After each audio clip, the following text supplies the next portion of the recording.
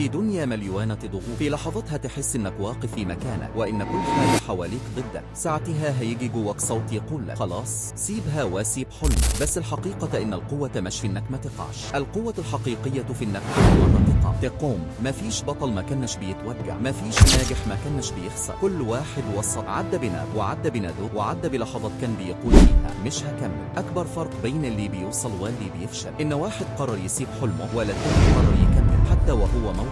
فكر في كل واحد بدأ معك، كم واحد وقف في نص، كم واحد قال التعب كتير وساب كل حاجة، وكم واحد لسه ما كمل. ما تأكد انه اقوى واكتر واحد قريب من النجاح. خليك صادق مع نفسك، انت عايز تسيب حلمك ولا عايز تكمل وتقول مهما يحصل انا مش هسيب؟ اوعى تسيب ضغوط النهارده تمنعك من بكره، اوعى تسيب وجع الساعه يخليك تقول خلاص، لان الحقيقه اقوى نصر بيجي بعد اصعب لحظه. وافتكر وخلي نفسك تفتخر يوم ما تقول انا موقفتش وانا وصلت.